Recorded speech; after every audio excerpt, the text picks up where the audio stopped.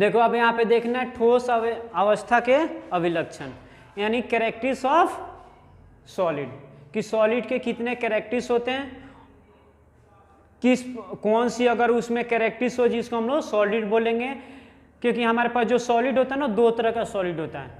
ठीक है, हम आगे पढ़ेंगे सॉलिड के टाइप्स। तो दो तरह के सॉलिड आता है, एक तो क्रिस्टलाइन आता है और एक एमोर्फोरस सॉलिड आता है, यानी क्रिस्टलीय और अक्रिस्टलीय सॉलिड। ठीक है, तो वहाँ पे देखेंगे कि अक्रिस्टलीय सॉलिड में कुछ ऐसी संरचना होती है जो सॉलिड के लॉ को फॉलो नहीं करती है, इसलिए उसको हम लोग नॉट रियल सॉलिड भी बोलते हैं, नॉट यानी स्यूडो सॉलिड भी बोलते हैं। वो बाद में सारी चीज़ें देखेंगे। तो पहले यहाँ पे देखते हैं कि ठोस अवस्था के समान अवस्था कौन कौन से गुण हैं। तो सबसे पहले शेप एंड साइज।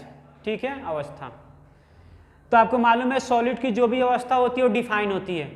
सॉलिड का आकार, आयतन, सारी चीज़ें क्या होती हैं, डिफाइन होती हैं। यानी एक सॉलिड बन गया कि इस प्रॉपर शेप में है तो सॉलिड उसी शेप में रहता है। उस सॉलिड के शेप को या फिर उसके आयतन को हम लोग बदल नहीं सकते हैं। ठीक है, चाहे वो कोई भी सॉलिड हो। आगे सॉलिड के जब टाइप्स पढ़ेंगे, किसी भी सॉलिड में चले जाओ, उसकी अवस्था, उसके आयतन को कभी चेंज नहीं किया जा सकता है। ठीक है, तो उसको हम लोग क्या बोलते हैं, अवस्था में यहाँ पे लिखेंगे कि सॉलिड की अवस्था निश्चित होती है, उसकी अवस्था में हम किसी तरह से कोई भी परिवर्तन नहीं कर सकते हैं। ठीक है, अब आते हैं इंटरमोलिकुलर फोर्स, यानी आंतरिक आणविक बल। देखो अभी मैंने पिछले वीडियो में हमने डिस्कस करी थी कि एक जो सॉलिड के अणु होते हैं और दूसरा अणु, दोनों एक दूसरे के साथ क्लोजली पैक्ड होते हैं, मतलब एक दूसरे के साथ पूरी तरह से क्या होते हैं, फिक्स होते हैं, उनको इजीली आप अलग नहीं कर सकते हो। ठीक है, जैसे आपने देखा होगा कि कभी लकड़ी को देखना वो आरी से काटते हुए, आपने देखा होगा ना, तो जब लकड़ी कटती है तो बहुत से पतली सी कटती है, आरी जब अंदर जाती है तो पतली सी रास्ते लेकर जाती है, लेकिन उसमें से देखना छोटे छोटे छोटे छोटे कितने सारे सॉलिड के पार्टिकल्स निकलते हैं ना, बहुत सारे छोटे होते हैं, बहुत छोटे होते हैं सॉलिड के पार्टिकल्स। लेकिन उस सॉलिड के पार्टिकल्स में भी हजारों करोड़ों सॉलिड के छोटे छोटे पार्टिकल्स हैं। एक छोटे से पार्टिकल में भी बहुत सारे सॉलिड के क्या हैं, पार्टिकल्स है। अब सोचो कि एक सॉलिड के अणु दूसरे अणु को कितनी क्लोजली क्या किया हुआ है, पैक किया हुआ है, यानी इनके बीच जो इंटरमोलिकुलर फोर्स होता है बहुत हाई होता है, उसको इजीली हम लोग क्या कर सकते हैं, अलग नहीं कर सकते हैं। जैसे आयरन को ले लो, चलो तो लकड़ी है उसको आरी से काट दिया, आयरन को काटते हैं तो देखना आयरन को भी जब काटते हैं ना, इसको ब्लेड होता है आयरन को काटने के लिए, तो उसमें से भी छोटे छोटे पार्टिकल से निकल कर आते हैं, सॉलिड के छोटे छोटे उसमें से भी क्या पार्टिकल से निकल कर आते हैं, वो भी देखना कितना छोटा सा पार्टिकल्स होता है।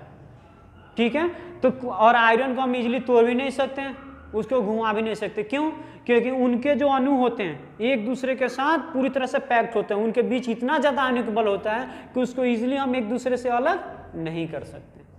ठीक है, तो इंटरमोलिकुलर फोर्स में क्या लिखेंगे कि सॉलिड का जो आंतरिक आणविक बल होता है वो बहुत ज़्यादा होता है। अगर कंपैरिजन देना चाहो तो लिक्विड और सॉलिड का दे दो कि लिक्विड और गैस के कंपैरिजन में सॉलिड का इंटरमोलिकुलर फोर्स इतना ज़्यादा होता है, बहुत ज़्यादा होता है। ठीक है, as a comparison to liquid और गैस, इसलिए हम आसानी से एक अणु को दूसरे अणु से अलग नहीं कर सकते। ठीक है, उसके बाद आता है कंप्रेसिबिलिटी, दबाव, यानी हम किसी भी चीज को कितना उसको प्रेस कर सकते हैं, कितना दबा सकते हैं। ठीक है, तो सबसे पहले हम गैस से लेकर चलते हैं कंप्रेसिबिलिटी। गैस को आप किसी बैलून में भर लो, गुब्बारे में भर लो गैस को, उसको दबाओ, देखो आप इजीली दबा दोगे, दब जाता है कि नहीं, ज़्यादा प्रेशर डाले तो फट भी जाता है, यानी उसको कंप्रेस किया जा सकता है, उसको दबाया जा सकता है। ठीक है, पानी को बोतल में भर लो या प्लास्टिक में भर लो, किसी प्लास्टिक में भर लो, उसको उसका ऊपर का जो मुंह होता है पूरी तरह से पैक कर दो, बंद कर दो, फिर भी उसको दबाओ, क्या उसको नहीं दबा सकते हैं, इजीली दबा सकते हैं ना। लेकिन आप इसको दबाओ तो जरा, इसको दबा सकते हैं, कंप्रेस कर सकते हैं, नहीं कर सकते। इसको दबाने के लिए भी दबेगा, लेकिन ये दबेगा नहीं, टूट जाएगा, ये दबेगा नहीं, क्या हो जाएगा, टूट जाएगा। वो भी आप जब मशीन का यूज़ करेंगे, किसी भारी चीज़ का यूज़ करेंगे, तब जाकर ये दबता है। यानी अगर हम बात करें कि ठोस कंप्रेसिबिलिटी की, तो इसमें कंप्रेसिबिलिटी क्या होता है, बहुत लो होता है।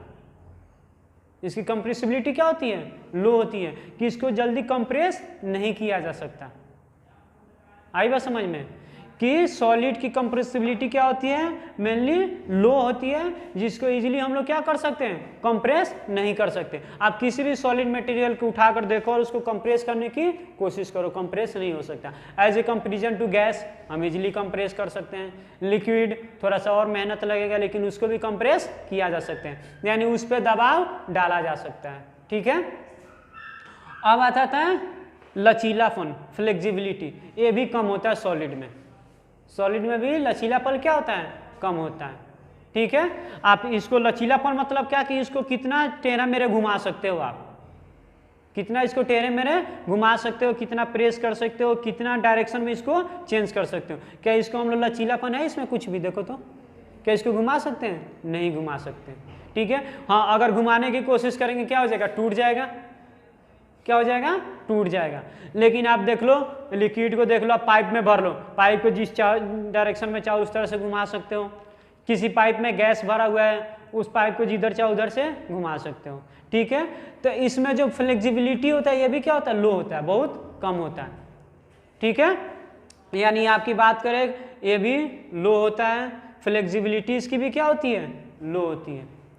और एक और इसकी, हम गैस जो सॉलिड चीज होता है उसको फ्लो नहीं करवा सकते, यानी इसको फ्लोबिलिटी भी एक बोल सकते हो इसमें, कि गैस को सॉलिड को हम लोग क्या कर सकते हैं, फ्लो नहीं करवा सकते। As a comparison to liquid को हम लोग क्या करवा सकते हैं, फ्लो करवा सकते हैं। गैस को भी हम लोग क्या कर सकते हैं, फ्लो करवा सकते हैं, लेकिन सॉलिड को फ्लो नहीं करवा सकते। ठीक है, उसके बाद आता है बॉइलिंग पॉइंट और मेल्टिंग पॉइंट, ये हाई होता है। ये दोनों चीजें क्या होती हैं, हाई होती है। ठीक है, आप देखो तो लिक्विड को 100 डिग्री सेल्सियस पर हम क्या कर सकते हैं, बॉयल कर सकते हैं, गर्म कर सकते हैं, यानी। और गैस को तो इजीली, गैस को थोड़ा सा भी हीट दो क्या हो जाता है, गर्म होकर उड़ने लगता है। ठीक है, यानी उसको हम लोग इजीली क्या कर सकते हैं, गर्म कर सकते हैं, उसको गला सकते हैं, मेल्ट कर सकते हैं। लेकिन सॉलिड को, लोहा को मेल्ट करने के लिए कितने टेम्परेचर की, आप आग पे कितना भी रख लो लोहा मेल्ट नहीं होगा। उसको मेल्ट करने के लिए क्या करना होता है, हाइड्रोजन गैस का यूज़ करना पड़ता है। ठीक है, उसकी लगभग टेम्परेचर 500-700 डिग्री सेल्सियस होती है, तब जाकर लोहा क्या होता है, मेल्ट होता है। यानी अगर हम बात करें मेल्टिंग पॉइंट की, तो सॉलिड की मेल्टिंग पॉइंट क्या होती है, बहुत हाई होती है। ठीक है, इजीली जल्दी मेल्ट नहीं होता है। लेकिन अगर गैस की बात करें, लिक्विड की बात करें, तो उसकी मेल्टिंग पॉइंट क्या होती है, लो होती है as a comparison to solid. अब बात करते हैं बॉइलिंग पॉइंट की, तो इसका बॉइलिंग पॉइंट भी क्या होता है, हाई होता है। सॉलिड को हम इजीली क्या कर सकते हैं, बॉयल नहीं कर सकते। गर्म करके देखो सॉलिड को, गर्म करते जाओ, गर्म करते जाओ, गर्म करते जाओ, टेम्परेचर लगभग 700-800 डिग्री सेल्सियस जाएगा, तब जाकर बॉइलिंग स्टार्ट होता है, यानी लिक्विड क्या होता है, मेल्ट होना स्टार्ट होता है। अब ये मेल्टिंग पॉइंट और बॉइलिंग पॉइंट याद है, किसको बोलते हैं बॉइलिंग पॉइंट, एक बार बता देता हूँ। देखो बॉइलिंग पॉइंट टेम्परेचर की मिनिमम वैल्यू, टेम्परेचर की मिनिमम वैल्यू, जिस टेम्परेचर पर कोई भी लिक्विड बॉयल होना स्टार्ट हो जाए, उसको क्या बोलते हैं, अगर हिंदी में बोले तो क्वथनांक बोलते हैं। कि कम से कम तापमान, जिस तापमान पर कोई द्रव क्या हो, बॉयल होना यानी उबलना स्टार्ट हो जाए, उस पॉइंट को, उस तापमान को हम लोग क्या बोलते हैं, क्वथनांक बोलते हैं। गलनांक किसे बोलते हैं, कि तापमान की सबसे कम वैल्यू जिस पे कोई भी वस्तु क्या हो जाए, गलना स्टार्ट हो जाए, कोई सॉलिड क्या हो जाए, मेल्ट होना स्टार्ट हो जाए, गलना स्टार्ट हो जाए, उस टेम्परेचर को हम लोग क्या बोलते हैं, गलनांक बोलते हैं। ठीक है, लास्ट आती है कंडक्टिविटी यानी प्रवाहकत्व। देखो सॉलिड में सबसे ज़्यादा कंडक्टिविटी होती है। कंडक्टिविटी मतलब क्या कि इलेक्ट्रिसिटी का कंडक्शन, हीट का कंडक्शन। ठीक है, तो सॉलिड में क्या होती है, सबसे ज़्यादा होती है। आप देख लो लोहे को गर्म करो, एक लोहा पकड़ लो, एक सिरा इधर पकड़ लो, दूसरे सिरा गर्म करो, देखो थोड़ी देर के बाद आपको गर्मी महसूस होने लगेगी, गर्मी महसूस होने लगती है ना। यानी सॉलिड में क्या होता है, कंडक्टिविटी ज़्यादा होती है। ठीक है, लेकिन वही लिक्विड में चले जाओ, आप नदी में नहाते हो, इतना धूप होता है, ऊपर का पानी देखना गर्म है, लेकिन अंदर चले जाओ तो अंदर क्या होता है, ठंडा होता है कि नहीं। तो वहाँ पे क्या होता है, उसमें कंडक्टिविटी लिक्विड में as a comparison to solid कम होती है।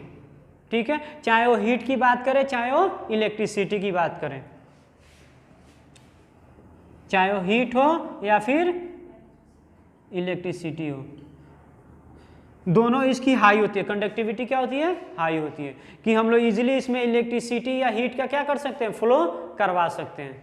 ठीक है, इसीलिए तो जितना भी वायर है सारे वायर किसके बने होते हैं, सॉलिड के बने होते हैं, तांबे का बना हो या फिर एल्युमिनियम का बना हो। ठीक है, तो इन सब में क्या होती है, इजीली कंडक्टिविटी। अब इस ये की बात आती है कि इसमें इजीली कंडक्टिविटी क्यों होता है, क्योंकि आपको मालूम है कि जब भी इलेक्ट्रिसिटी फ्लो होता है एक इलेक्ट्रॉन दूसरे इलेक्ट्रॉन को एनर्जी देता है, एक इलेक्ट्रॉन दूसरे इलेक्ट्रॉन से जाकर टकराता है, फिर ये इलेक्ट्रॉन तीसरे इलेक्ट्रॉन के पास जाता है, ऐसे करते करते हीट फ्लो होता है।